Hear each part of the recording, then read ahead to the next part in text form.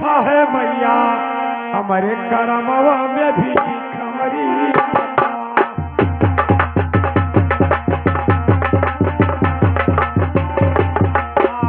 हमारे करमवा में भी खमरी माता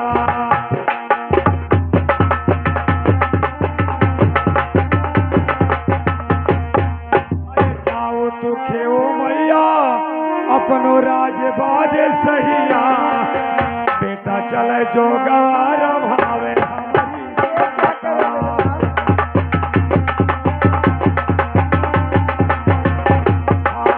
बेटा चले जो गवार भावे हमारी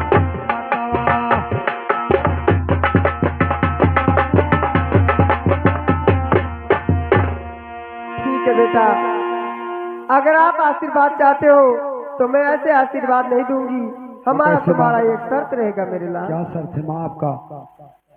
अरे नवय महीना पूता अरे रखली गारा भावा और कुनवय मोटा मान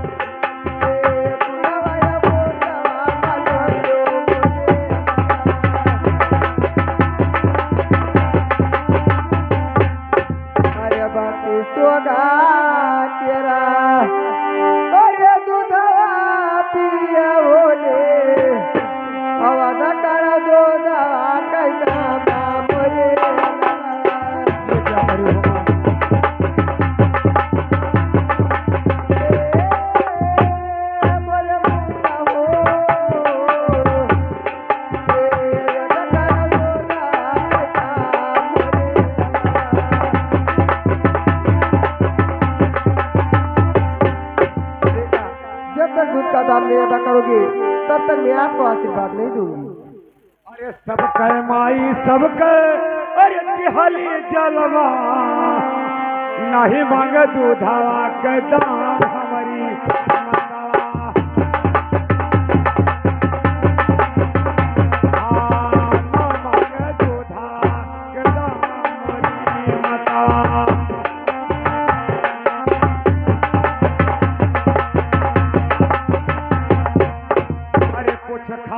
कुछ अरे भुइया गिरायो मैया कुछ या चरा नमा सुखाने हमारी माता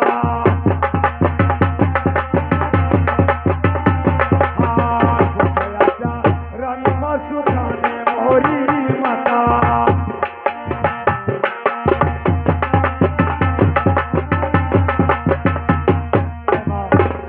ये संसार में कौन सा बेटा है जो अपने माँ के दूध का दाम को अदा कर सकता है और मैं नहीं कर पाऊंगा।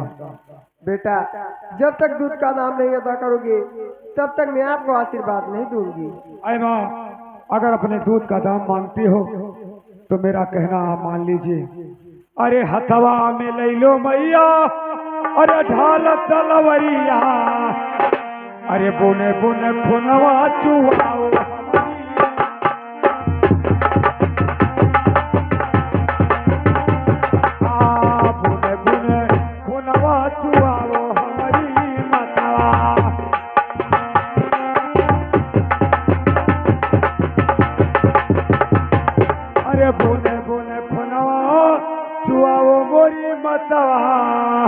पूरा करो दूधवा का दाम हमारी माता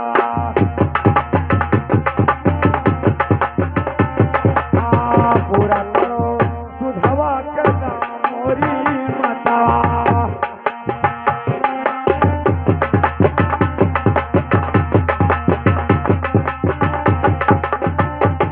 अरे सुनो सुनो पोता अरे हमारी बात दिया राजा हमारा बोले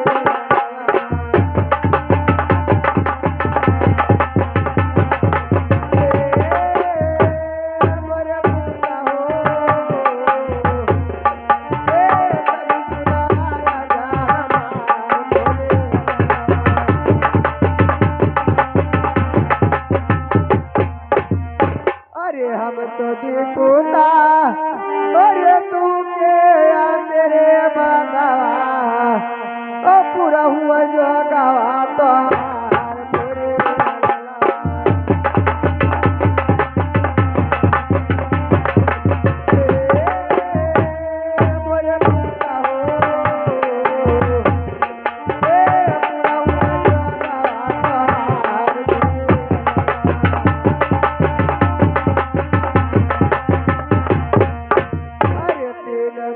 पोता और बागी के खायो ओ मत जा बहिनिया के जैसा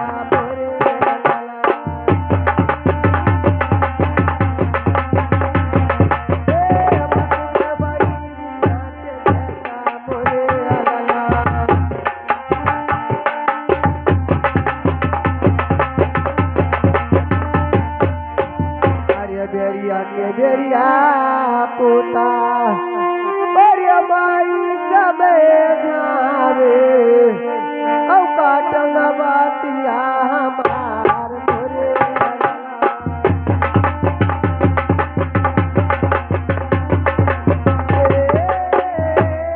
मोरे पोता हो काटन बातिया हमार मोरे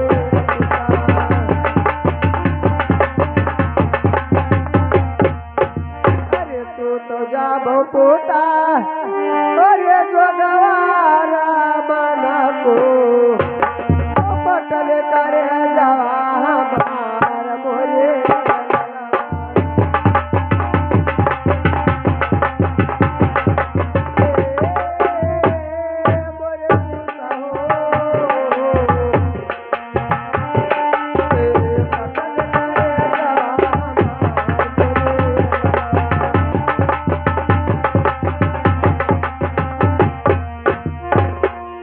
पोता जाइए मैं आपको आशीर्वाद देती हूँ आपका जो गौ से पूरा होगा मेरे लाल। अरे माँ आप जाइए रंगमहल में, अगर आप कहते हो कि 3 निशा बेटा मांग कर खा लेना, बहन के देश ना जाना, तो मैं बहन के देश नहीं जाऊंगा। आप जाइए, अब मैं यहाँ से जाना चाहता हूँ। अरे चरण माँ तेरो अरे मैया आज चरण माँ तेरो मैया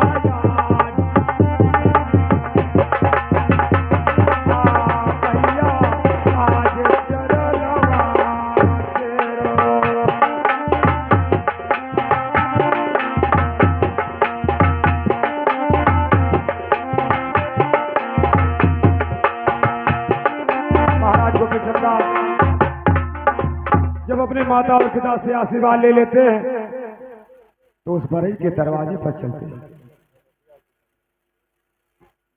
महाराज गोपी चंदा जब उस बरई के दरवाजे पर पान खाने के लिए जाते थे तो एक बीरा पान का एक असर भी देकर के आते थे।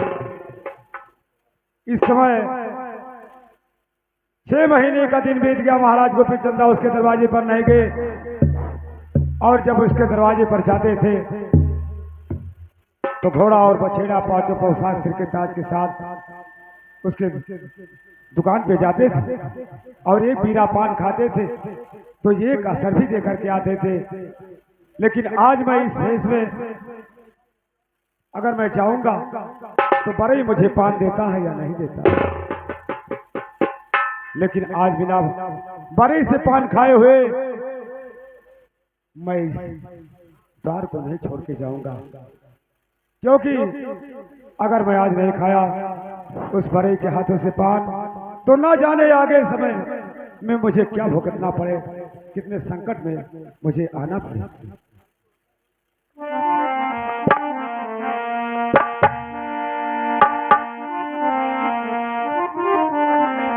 अरे रोज लड़े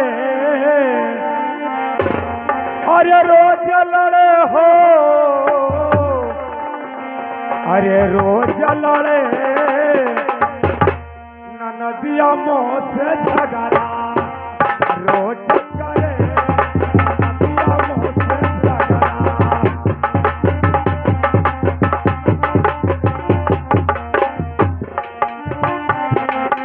नदिया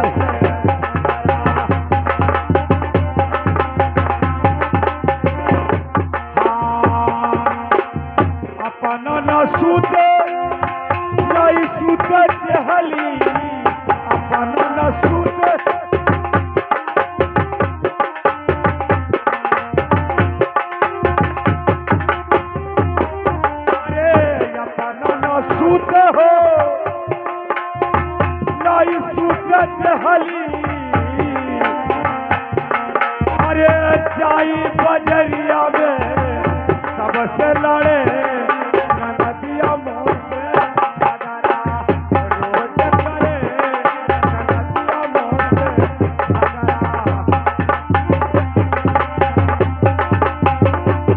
हाँ रोज करे नदिया मोर से झगड़ा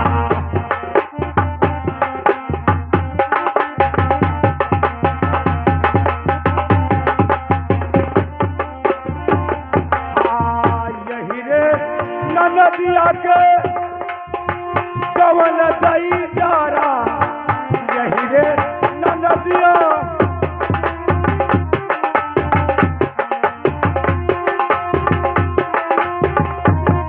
अरे यही रे नदिया के कवन दई जारा अरे चाहे सुकौआ दादा सोझ पड़े नदिया मोह से झगड़ा रोज करे नदिया मोह से झगड़ा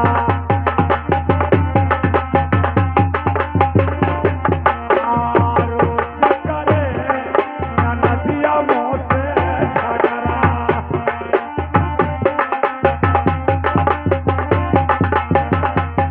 कहत कबीर हो सुनो भाई साधो कहत कबीर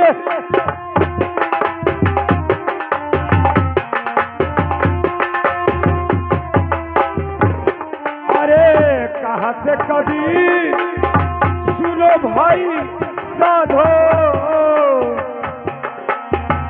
कुल के तारे औरो अपन तरे नदिया मोह से झगड़ा रोज करे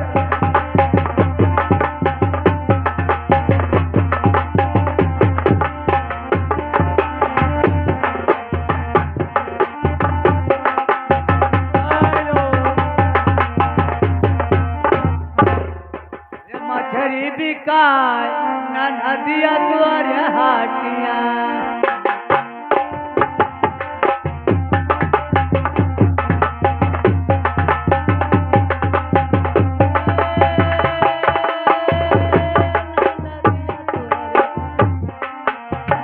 मछरी बिकाय ना नदिया द्वारे हाटिया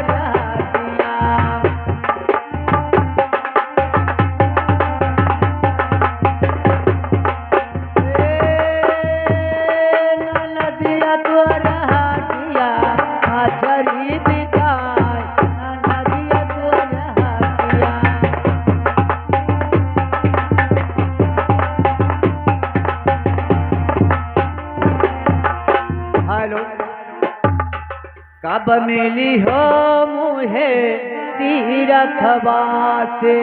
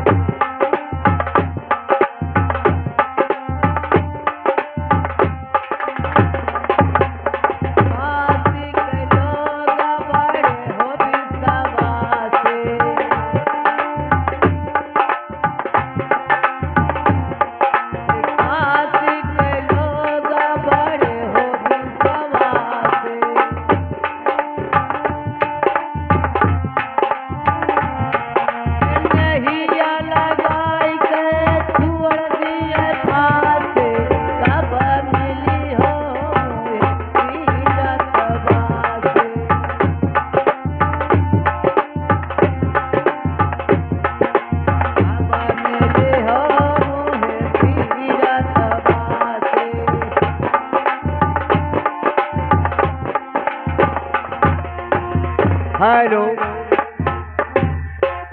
हमारे गोपी चंदा हमारे दुकान पे आते रहे, एक पान का एक असर भी मिलता रहा, हमारा रोजी रोटी भी चलता रहा।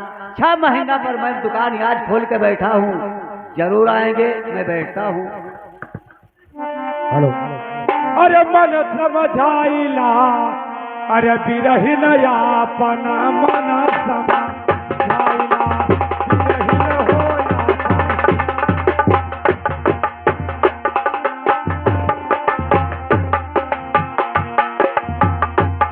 अरे मन समझाइला, मन समझाइला, बिरहिन आपन मन समझाइला।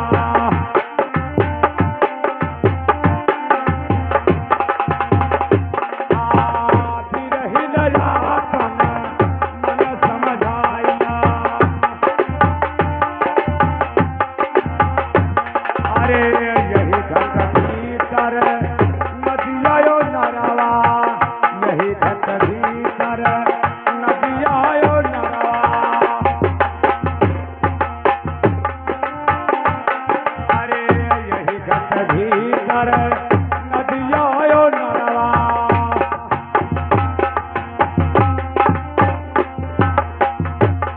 अरे चली के सुगना नहाइला, बिरहिन होला मन समझाइला।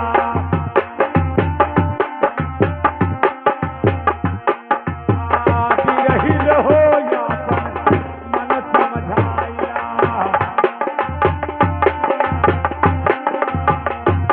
अरे यही घट भीतर चंदन बिरिछवा हो, चंदन बिरिछवा।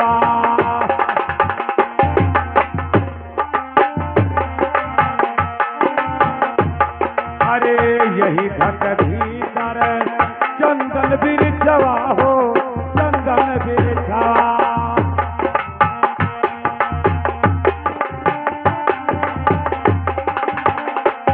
अरे चल के सुगना अरे जुड़ाइला, बिरहिन हो आपन मन समझाइला, बिरहिन हो आपन।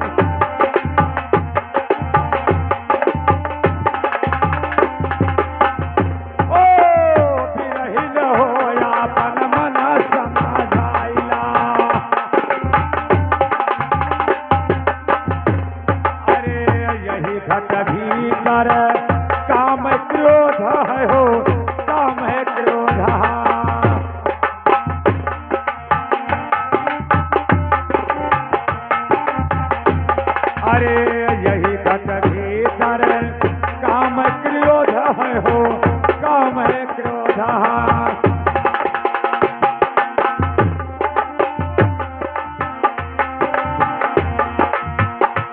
अरे चली के सुगना मनवाइला बिरहिन आपा मन समझाइला।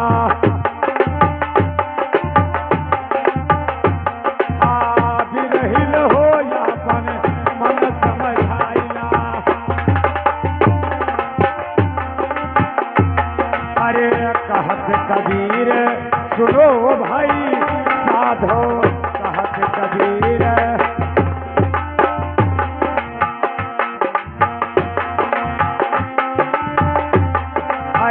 कहत कबीर सुनो भाई साधो।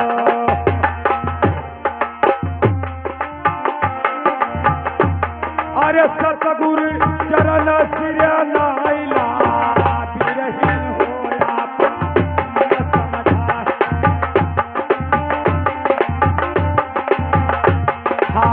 बिरहिन होया मन समझाइला, बिरहिन होया।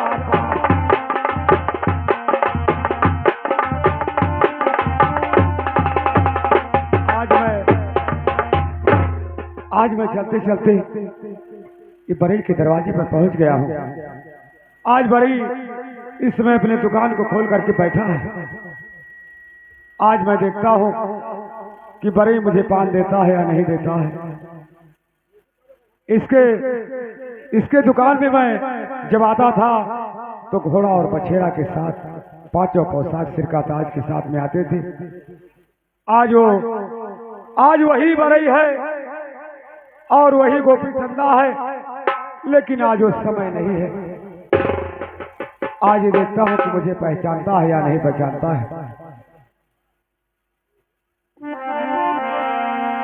अरे सुनो सुनो भैया, अरे हमारी अरजिया, अरे तनी सुनो यार जे हमार बरई भैया।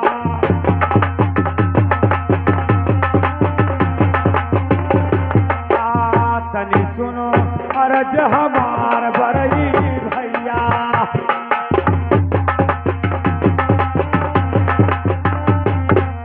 अरे एक बीरा पनवा अरे खियाओ मोरे भैया, अरे छोड़ दे तोहरा दुआर बरई भैया।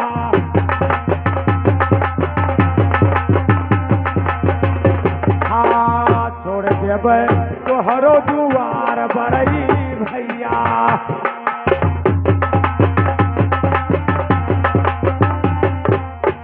जब तक ना खिएबो भैया हम एक बीरा पनवा, नहीं छोड़बै द्वारवा तोहार बरई भैया।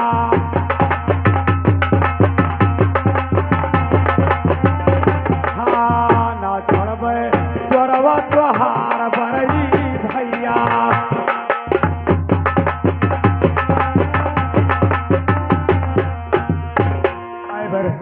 बरई भैया कहिए। आपके मैं पास में आया हूँ कि मुझे एक बीरा पान खिला दीजिए, मैं आपके द्वार को छोड़कर चला जाऊंगा भैया। बाबा जी अब यही बोहनी नहीं हुआ है, बोहनी कराइए, पान खाइए, नहर पर की चले जाइए। अरे नाई रहे भैया मोरे पैसा कौड़िया, नहीं मोरे झोली आया नाज बरई भैया।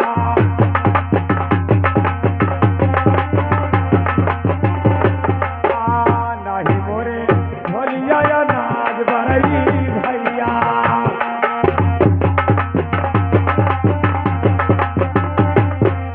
अरे काव दई के भैया कराई बोहनिया, तब देवो पनवा किया बरई भैया।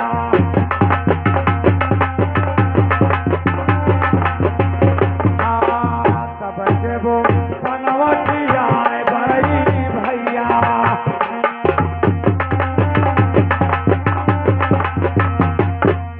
भैया ना तो मेरे पास में एक टका है, न तो मेरी झोली में अनाज है। मैं आपको क्या देकर बोहनी कराऊं भैया?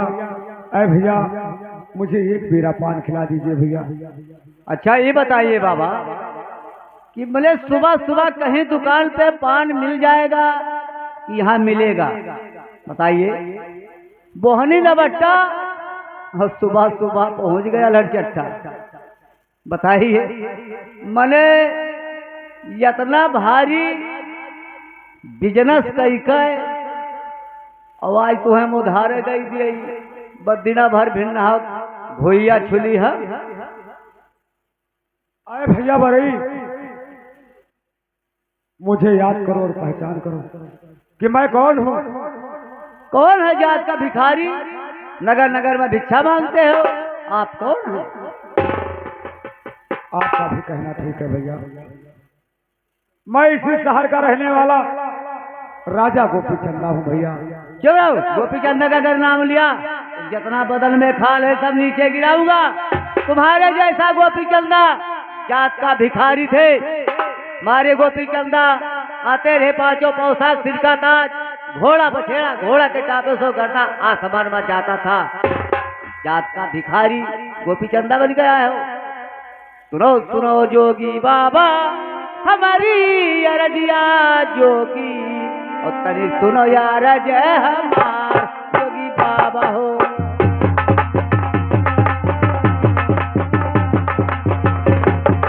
ताने सुनो यार जय हमार जोगी बाबा हो।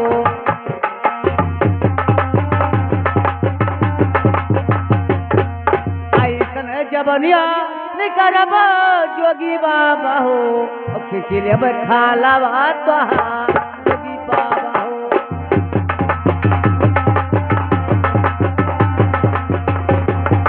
खिचले खालावा तोहार जोगी बाबा हो।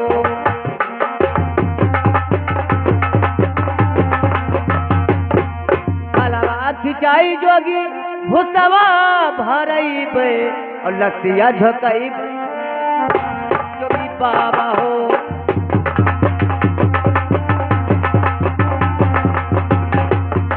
लसिया झोकई बे भूजे भार जोगी बाबा हो।